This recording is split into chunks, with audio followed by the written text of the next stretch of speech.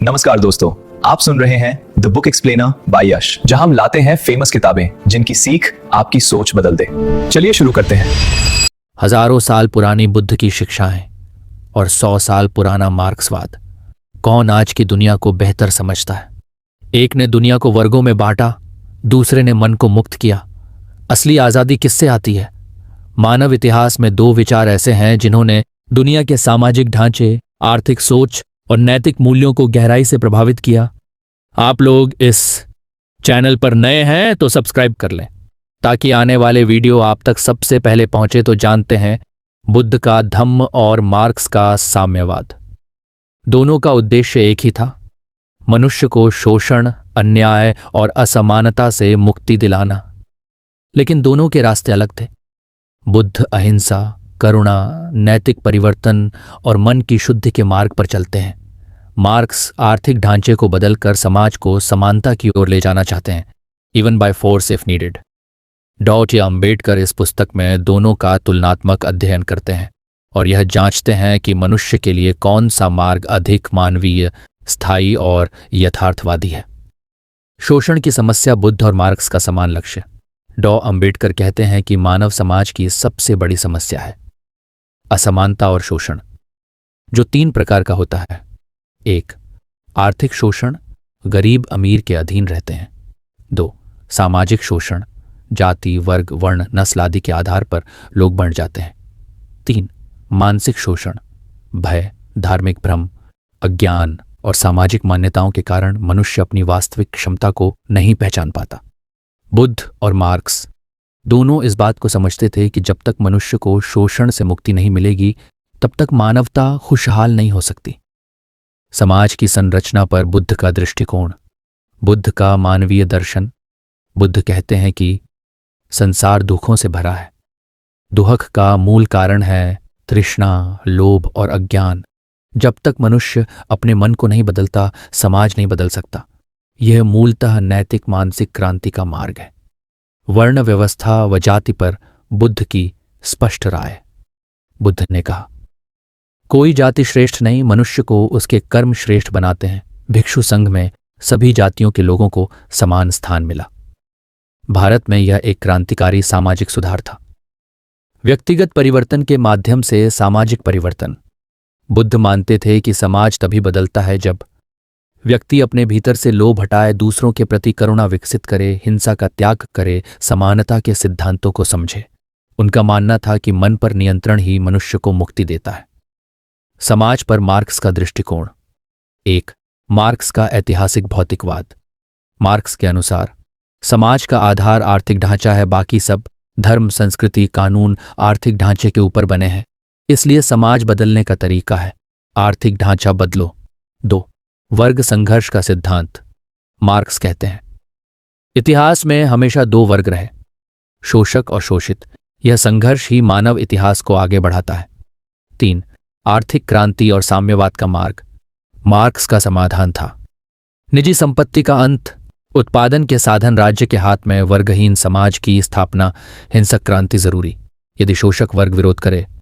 Marks के अनुसार यह बदलाव राजनीतिक क्रांति के माध्यम से होगा, न कि नैतिक परिवर्तन से। बुद्ध और मार्क्स, समस्या एक, समाधान अलग। डॉ अंबेडकर कहते हैं कि दोनों के लक्ष्यों में समानता है पर रास्ते अलग। विषय बुद्ध का समाधान, मार्क्स का समाधान। असमानता, नैतिकता, करुणा और आंतरिक परिवर्तन, आर्थिक संरचना का परिवर्तन। हिंसापूर्ण अहिंसा, आवश्यक होने पर हिंसा। संपत्ति लोभ का अंत, निजी संपत्ति का अंत। राज्य की भूमिका, न्यूनतम अत्यधिक, सर्वशक्तिशाली। व्यक्ति बनाम समाज, व्यक्ति केंद्रित समाज एवं अर्थव्यवस्था केंद्रित। बुद्ध और मार्क्स, नैतिक दृष्टिकोण का अंतर। डॉ अंबेडकर बताते हैं कि बुद्ध के यहाँ हर व्यक्ति का सम्मान, श्रम का सम्मान, नैतिक जिम्मेदारी, अहिंसा, करुणा, मन की स्वतंत्रता, विचार की स्वतंत्रता। जबकि मार्क्सवाद आर्थिक समानता को प्राथमिकता देता है, नैतिकता पर बहुत कम जोर देता है। राजनीतिक सत्ता हथियाने पर आधारित है। क्रांति के बाद तानाशाही, डिक्टेटरशिप और नव प्रोलेतारियत को स्वीकार करता है। यह राज्य सत्ता पर अत्यधिक निर्भर समाज बनाता है। डॉ अंबेडकर का विश्लेषण, कौन सा मार्ग बेहतर? 1. मार्क्सवाद की सफलता और विफलता। अंबेडकर स्वीकार करते हैं, मार्क्स का विश्लेषण हमारे समय की आर्थिक समस्याओं को समझने में शक्तिशाली है, लेकिन मार्क्सवाद जिन देशों में लागू हुआ वहां अक्सर तानाशाही, हिंसा, अभिव्यक्ति की स्वतंत्रता समाप्त, बड़े पैमाने पर दमन देखने को मिला। 2. बुद्धवाद की शक्ति। बुद्ध का तरीका शांतिपूर्ण, दीर्घकालीन, मानवीय, मन और समाज दोनों को बदलने वाला। बुद्ध कहते हैं, दूसरों को जीतने से पहले स्वयं को जीतो। डॉ अंबेडकर को लगता है कि यह अधिक स्थायी मार्ग है। 3. न्याय और करुणा। बुद्ध का अनोखा संयोजन। बुद्ध अन्याय के खिलाफ हैं, पर उसका समाधान हिंसा नहीं, समाधान है समाज में नैतिक चेतना जगाना। बुद्ध और मार्क्स समानताओं की सूची। डॉन अंबेडकर बताते हैं कि दोनों में कुछ समान बातें हैं। 1. दोनों शोषण के खिलाफ। 2. दोनों आर्थिक समानता चाहते। 3. दोनों समाज सुधारक। 4. दोनों परंपरावाद और रूढ़िवाद के विरोधी। 5. दोनों मनुष्य की गरिमा के पक्षधर, इसलिए उनका लक्ष्य समान है, पद्धति अलग। बुद्ध और मार्क्स मुख्य अंतर। 1. हिंसा पर दृष्टिकोण। बुद्ध हिंसा का पूर्ण विरोध, मार्क्स परिवर्तन के लिए हिंसा स्वीकार्य। 2. व्यक्ति की स्वतंत्रता। बुद्ध व्यक्ति सर्वोपरि, मार्क्स व्यक्ति समूह का हिस्सा। 3. समाधान का तरीका। बुद्ध नैतिक और आध्यात्मिक, मार्क्स आर्थिक और राजनीतिक। 4. समाज का निर्माण। बुद्ध का समाज करुणा, सहयोग, नैतिकता पर आधारित, मार्क्स का समाज दमनकारी, राज्य नियंत्रण पर आधारित। 5. परिवर्तन का मार्ग। बुद्ध धीमा पर स्थायी, मार्क्स तेज पर अस्थिर। अंबेडकर के अनुसार बुद्ध बेहतर क्यों? डॉक्टर अंबेडकर इस पुस्तक के अंत में निष्कर्ष देते हैं। 1. मार्क्स का तरीका मानव की स्वतंत्रता छीन लेता है, राज्य अत्यधिक शक्तिशाली हो जाता है और यह खतरनाक है। 2. बुद्ध का तरीका व्यक्ति के सम्मान को बढ़ाता है, मनुष्य को अपने भीतर से बदलने की प्रेरणा देता है। 3. बुद्ध समाज को हिंसा में नहीं झोंकते, उनकी क्रांति शांत, अहिंसक, नैतिक, मानवीय। 4. दीर्घकालीन स्थिरता। बुद्ध के विचार लंबे समय तक टिकने योग्य और सार्वभौमिक हैं। 5.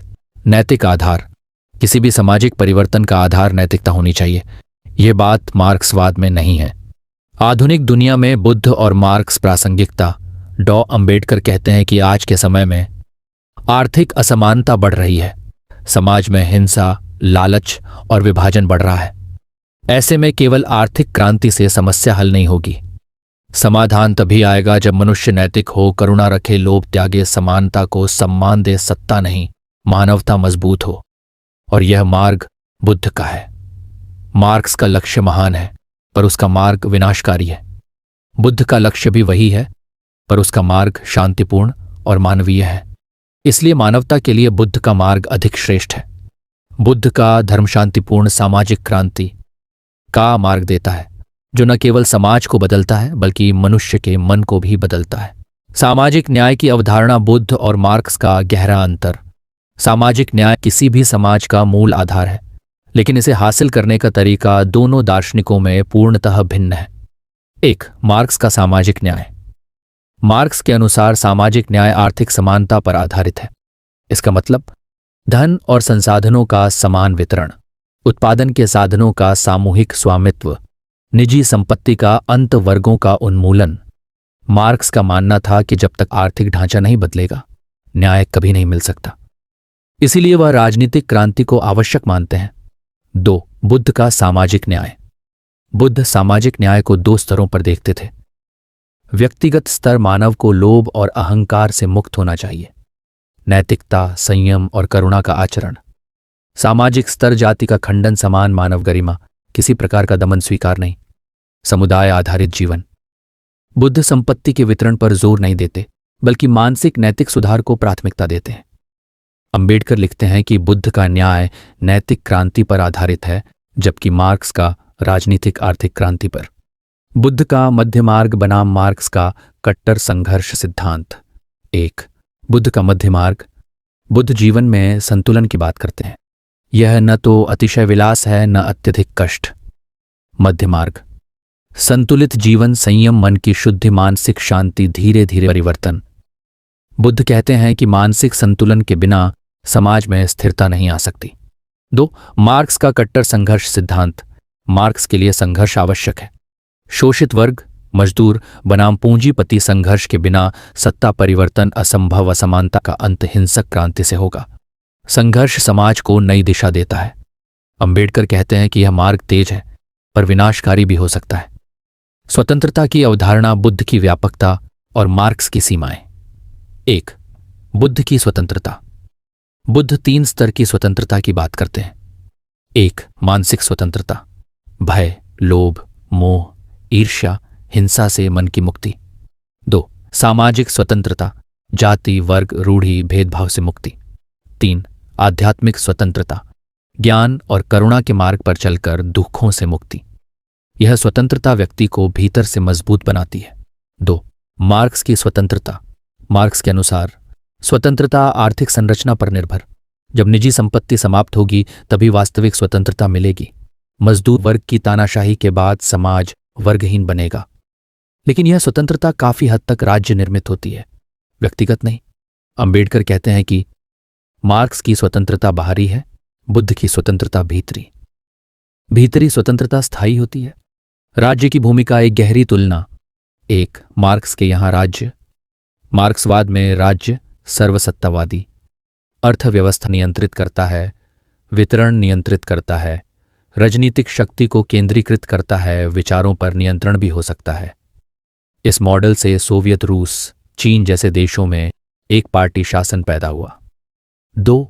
बुद्ध का राज्य विहीन नैतिक समाज। बुद्ध न तो अत्यधिक राज्य नियंत्रण की वकालत करते हैं और न अराजकता की।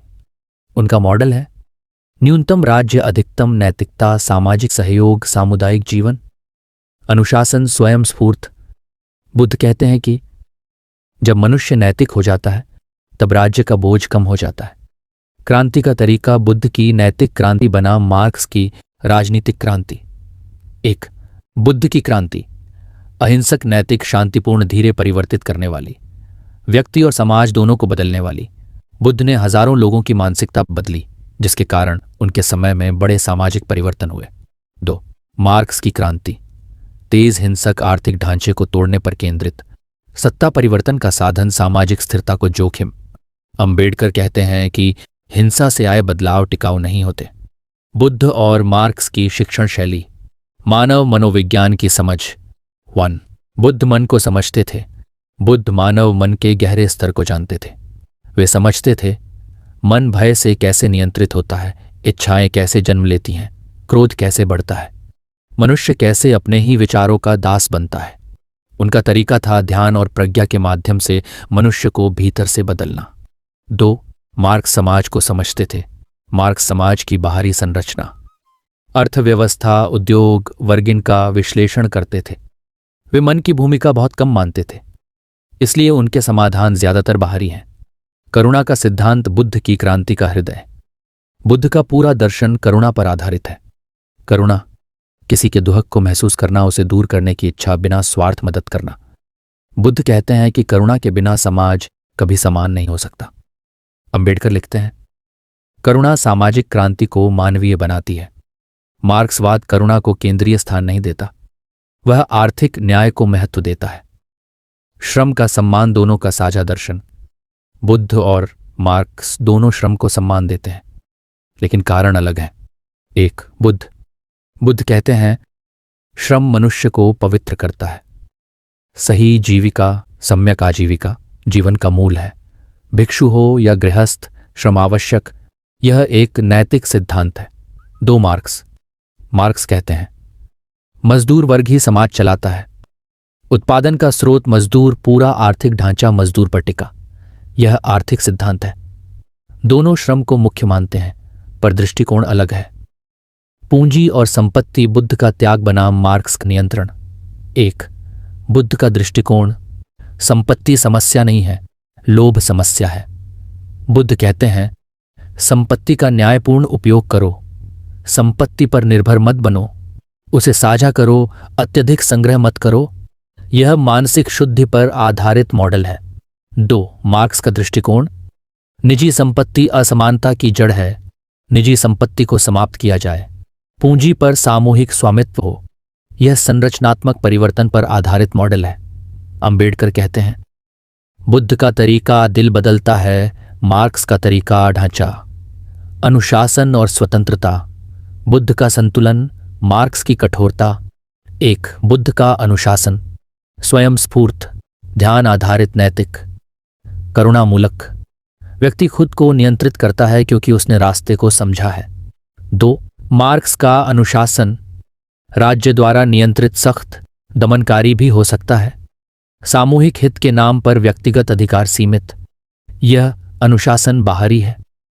बुद्ध बनाम मार्क्स, कौन सा मॉडल भारत के लिए उपयुक्त? डॉ अंबेडकर मानते हैं कि भारत की सामाजिक स्थिति को देखते हुए मार्क्स के मॉडल की सीमाएं। भारत का समाज जाति आधारित, केवल आर्थिक क्रांति से जाति समाप्त नहीं होगी।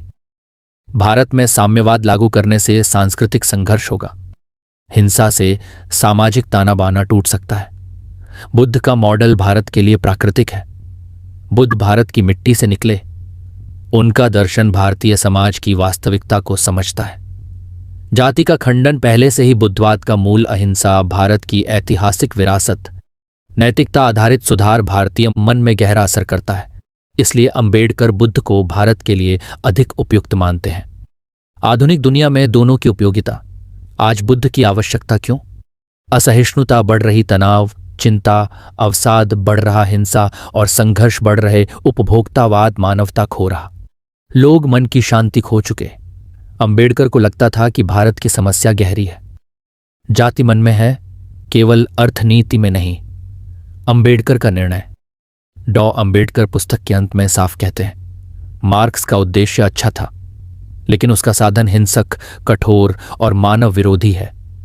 बुद्ध का उद्देश्य भी वही था, समान, न्यायपूर्ण समाज, लेकिन बुद्ध का मार्ग शांतिपूर्ण, नैतिक और मानवीय है।